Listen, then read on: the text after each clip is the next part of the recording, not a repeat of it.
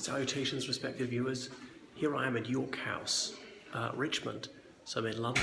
This is Richmond Borough Council's headquarters, Richmond Town Hall really. Here are some of the mayors of Richmond in ceremonial robes, complete with chain of office and their mace on their special chair. I won't go through them in too much detail. So York House, let me see, it dates from the 1630s, and Henry Hyde, the Earl of Clarendon, lived here. The father-in-law of King James II. His daughter Anne Hyde married James II, so it's passed to many distinguished people, such Andrew Pitcairn originally owned it, a courtier of King Charles I. Then Edward Montague, who's later the Earl of Manchester, although Lord Manchester was a prominent parliamentarian in the English Civil War. So it was only after that, in the late 17th century, that Edward Hyde, the Earl of Clarendon, owned it. The Earl of Clarendon was the Lord Chancellor, as in the head judge, but was no Prime Minister as such, but he was as close to Prime Minister as existed in the 17th century, the King's main minister. So the Austrian ambassador lived here in the late 18th century. Won't go through all the people who owned it, but Sir Rajan Tata owned it in the early 20th century. Then he died in 1918, and his widow moved out in 1922, so the council soon bought it. The house fell into relative rack and ruin, but from 1965 was really revived. Richmond Town Hall used to be in the centre of Richmond.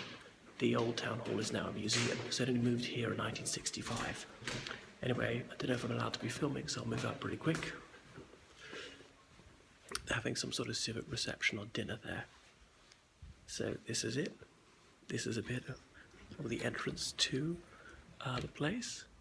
Come and take a look. It's open to the public. I've actually never been in before, but the Richmond Borough Council meetings are there. The councillors are mostly Conservatives, a few Labour and Liberal Democrats. It's a very Remain area, as in most people voted against Brexit. So you can get married here.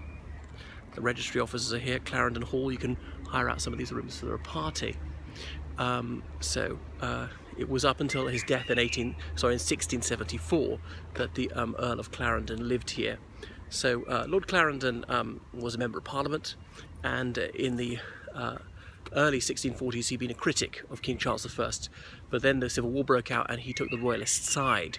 Indeed, he went into exile with King Charles II, and after the English Civil War, Lord Clarendon wrote A History of the Great Rebellion, and he donated the proceeds of that to Oxford University, of which he was Chancellor. Chancellor is the highest governor of the university, and that money was used to build the Clarendon buildings, which still stand on Broad Street today. His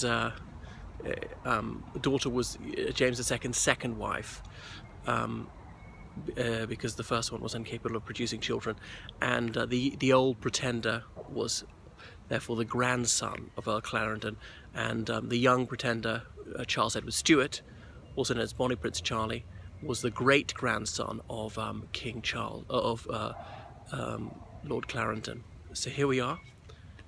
You can see perhaps the full front aspect of York House.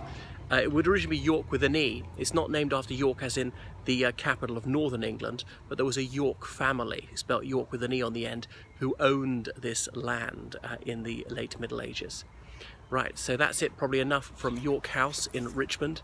So much of it's open to the public at certain times, but there are offices where things are going on, where local people are not allowed to go in unless they actually work here, have a good reason. So Richmond Borough spans both sides of the River Thames. This is Richmond-upon-Thames, as opposed to Richmond in Yorkshire, or indeed Richmond, Virginia. Richmond in Yorkshire is the original one.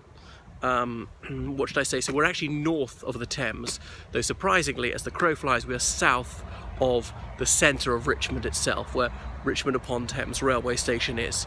We're in Twickenham right now. That's enough from York House.